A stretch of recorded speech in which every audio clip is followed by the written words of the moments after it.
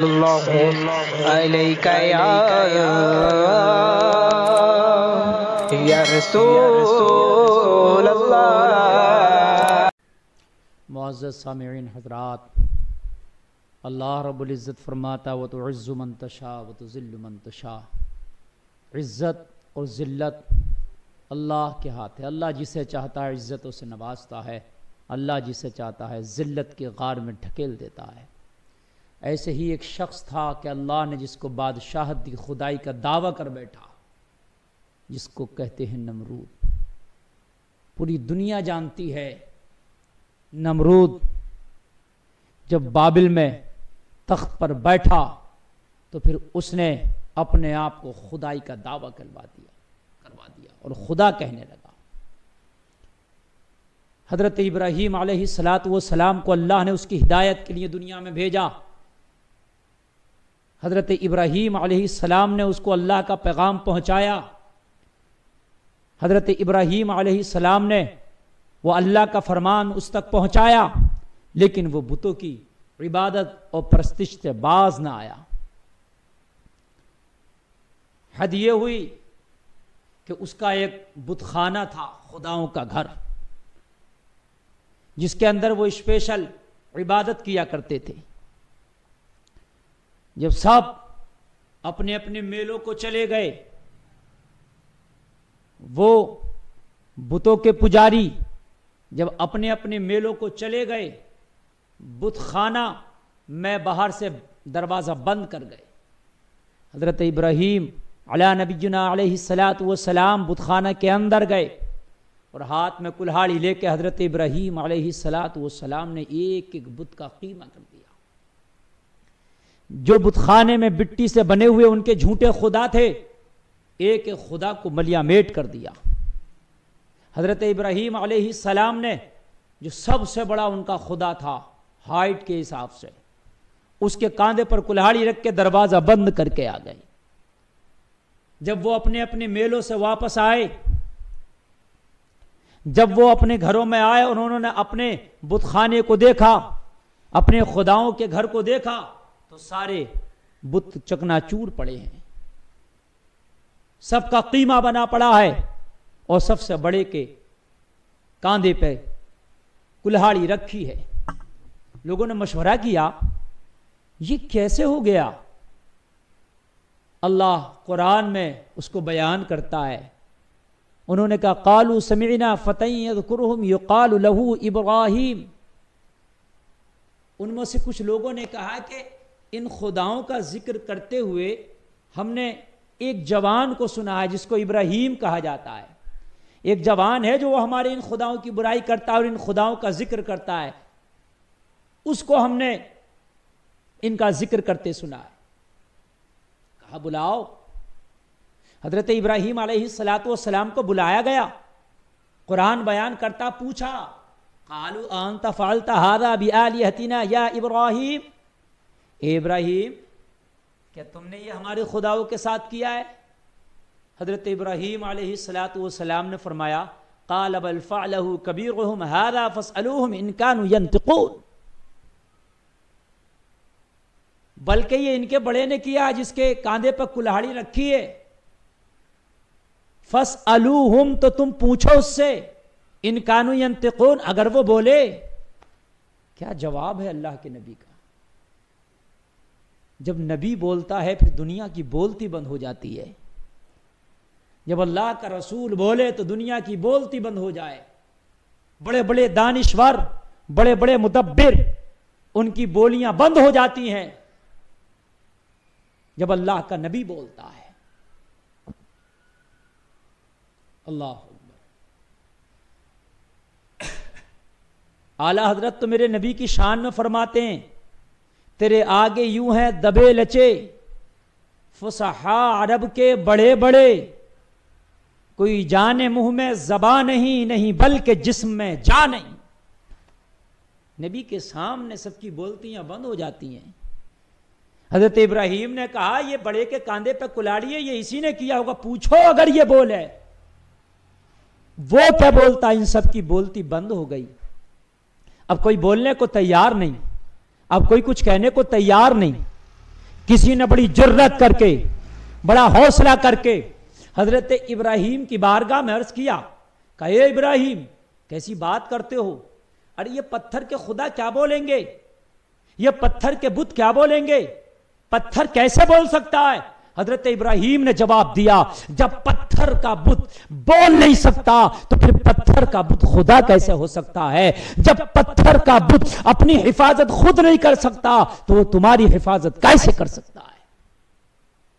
کتنے لوگوں نے تو اسی وقت دین ابراہیمی کو اپنا لیا، لیکن کچھ آگ بگولا ہو گئے، اور آگ بگولا ہو کے انہوں نے مشورہ کیا کہ ہم کیا کریں، تو پھر انہوں نے مشورہ دیا حرقوہ وانصروا آلہتکم، ابراہیم کو آگ میں ڈالو اور اپنے خداؤں کی مدد کرو، اس کو جلا کے ابراہیم کو آگ میں جلا دو اور اپنے خدا کی مدد کرو۔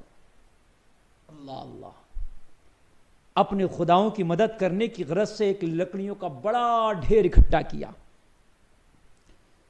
مگر بن کے فانوس جس کی حفاظت ہوا کرے وہ شمع کیا بجھے جسے روشن خدا کرے۔ حضرت ابراہیم نے تو ٹھان لی تھی مجھے اپنے رب کی دعوت دینا ہے، میری حفاظت کرنا میرے مولا کا کام ہے۔ حضرت ابراہیم علیہ السلام کے لیے لکڑیاں رکھی گئیں، آگ جلائی گئی، اور جب آگ جلا کے بھڑکنے لگی اس کے شعلے آسمان سے باتیں کرنے لگے تو حضرت ابراہیم علیہ السلام کو اس آگ میں ڈالا گیا۔ حضرت ابراہیم کو جب آگ میں ڈالا گیا اللہ نے آگ سے فرما دیا یا نار کونی بردا وسلاما علی ابراہیم، اے آگ تو ہمارے ابراہیم پر ٹھنڈی اور سلامتی والی ہو جا۔ ارے رب کا کہنا تھا پھر آگ نہ بنے سلامتی والی، رب کا حکم ہو آگ ٹھنڈی نہ ہو، رب کا حکم ہوا آگ سلامتی والی ہو گئی، آگ ٹھنڈی ہو گئی، آگ گلے گلزار ہو گئی، آگ گلشن بن گئی، پھولوں کا باغیچہ بن گئی، ایسا لگنے لگا جیسے جنت کا باغ بن گئی ہو۔ پھر اللہ نے اس آگ میں حضرت ابراہیم کے لیے پانی کا چشمہ جاری کر دیا، اور اللہ نے ایسے پھلوں کے پیڑ اس میں لگا دیے کہ حضرت ابراہیم اسی آگ میں پانی پی لیتے اور اسی میں وہ پھل کھا لیتے۔ ظاہری طور پر آگ دکھ رہی تھی لیکن اللہ نے اسے گلے گلزار کر دیا تھا اپنے بندے ابراہیم پر۔ نمرود روزانہ اپنے محل کی چھت پر چڑھتا اور دیکھتا، پھر آ کے پوچھتا کیا ابراہیم اس میں جل جائیں گے؟ تو اس کے وزیر کہتے وہ تو اتنی خطرناک آگ ہے کہ اس کے اندر فولاد کو بھی ڈالا جائے تو وہ بھی پگھل جائے گا۔ ابراہیم کی تو اوقات کیا ہے، ابراہیم کی ہڈیاں بھی اس میں جل کے راکھ بن گئی ہوں گی۔ وہ نمرود کو دلاسا دیتے، لیکن تقریباً 40 سے 50 دن تک حضرت ابراہیم علی نبینا علیہ السلام اسی آگ میں رہے۔ ایک دن نمرود اپنی چھت پر چڑھا، اس نے چھت پر چڑھ کر کیا دیکھا کہ حضرت ابراہیم تو باغ میں بیٹھے ہیں، حضرت ابراہیم تو ایک کھلے ہوئے گلشن میں بیٹھے ہیں، حضرت ابراہیم پہ تو وہ آگ گلزار ہو گئی ہے۔ پریشان ہو گیا۔ حضرت ابراہیم علیہ السلام نے اس آگ کے ڈھیر سے نکلے تقریباً 40-50 دن کے بعد، اور حضرت ابراہیم نے دوبارہ پھر اپنے دین کی نشر و اشاعت شروع کر دی۔ نمرود کے پاس آئے، نمرود نے کہا آپ زندہ ہیں؟ کہا دیکھ میرے رب نے تیری آگ کو میرے لیے گلزار کر دیا، اور یہ اس کا ادنا سی قدرت کا اشارہ ہے، اگر وہ چاہے تو ایک اشارے میں تجھے تباہ و برباد کر دے۔ اللہ پر ایمان لے آ، اس کی عبادت شروع کر دے۔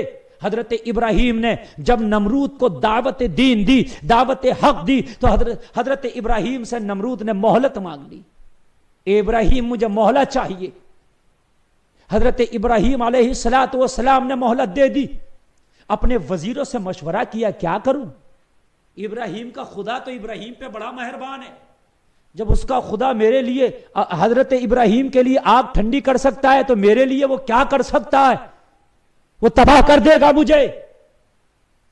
وزیروں نے مشورہ دیا، ڈر مت، تو نے اتنے دن خدائی کری، اتنے دن بادشاہت کری، اب تو اس خدا کے سامنے سر جھکائے، ابراہیم کے خدا کی تو عبادت کرے گا؟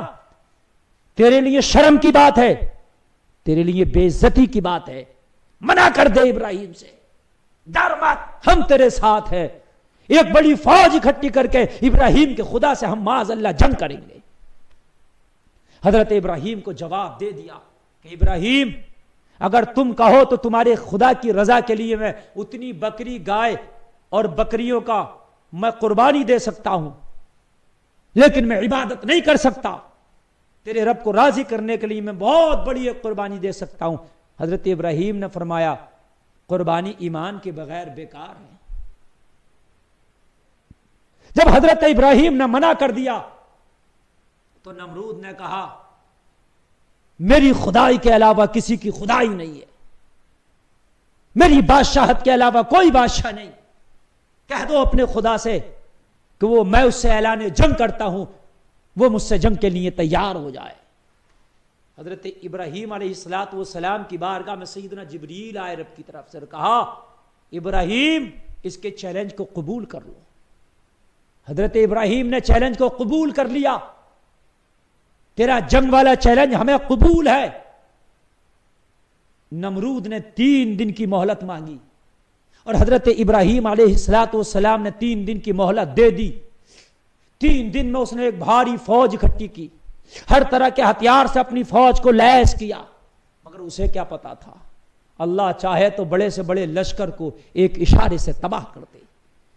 ایک میدان میں اپنی فوج کو جا کے کھڑا کر دیا، اپنی فوج کو جا کے اکٹھا کر دیا۔ حضرت ابراہیم علیہ السلام تنے تنہا اس کی فوج کے مقابلے میں میدان میں کھڑے۔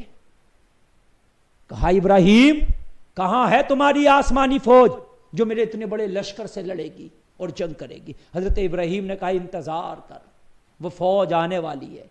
اتنا کہنا تھا، اللہ کا حکم ہوا کہ ایک مچھروں کی بڑی فوج نمودار ہوئی، اتنی بڑی فوج کہ سورج کی روشنی زمین پر پڑنا بند ہو گئی، جیسے بادل زمین کی پر سورج کی روشنی کو روک دیتے ہیں اور سایہ کر دیتے ہیں، اسی طرح سے کالے بادلوں کی طرح مچھروں کی فوج نمودار ہوئی۔ اور جب نمرود کے لشکر پہ جھپٹی ہے تو اس کا کوئی ہتھیار کام نہ آیا، اس کا کوئی وار کام نہ آیا، اس کے لشکر کے لشکریوں کے گوشت کو ایسے کھا گئی جیسے ٹڈیاں فصلوں کو کھا جاتی ہے، ہڈیوں کے ڈھانچے پڑے رہ گئے اور ان کی پورے لشکر کو کھا گئی۔ نمرود بھاگا، لشکر کا یہ حال دیکھ کر اللہ کا حکم ہوا، ایک مچھر جو ایک پیر سے معذور، جس کو لنگڑا مچھر کہیے، اس کے پیچھے بھاگا اور اس کے ناک سے داخل ہو گیا، اس کے دماغ تک پہنچ گیا۔ اب مچھر جیسے ہی اس کے دماغ میں پہنچا، اس کی بے چینی بڑھ گئی۔ اب تو حال یہ تھا کہ دربار میں جو بھی آتا اس سے کہتا، تو اپنے جوتے سے میرے سر پہ مار۔ جو بھی دربار میں اس کے آتا، بعد میں بات کرتا، پہلے اس کے سر پہ اپنے جوتے سے مارتا۔ جب تک جوتے سے اس کے سر پہ پٹائی لگتی رہتی تھی، جب تک جوتا لگتا رہتا تھا اسے سکون ملتا تھا۔ جیسے ہی جوتا مارنا بند کیا تبھی وہ پریشان ہوتا تھا، دیواروں میں سر مارنے لگتا تھا۔ آخرکار تقریباً 2 مہینے تک یہ کشمکش رہی اور اس کے بعد دیواروں میں سر مار مار کے جوتا مروا کے اپنے سر پر ایک دن ہلاک ہو گیا۔ اللہ نے اتنے بڑے بادشاہ کو، جس نے خدائی کا دعویٰ کیا تھا، ایک معذور مچھر کے ذریعے سے ہلاک کر دیا۔ لوگوں، کبھی تکبر مت کرنا، اللہ میں وہ طاقت ہے، ایک اشارہ کرتا ہے ساری طاقت زمین میں گر جاتی ہے اور ساری طاقت مٹی میں مل جاتی ہے۔ اللہ تعالی اللہ علیکہ یا رسول اللہ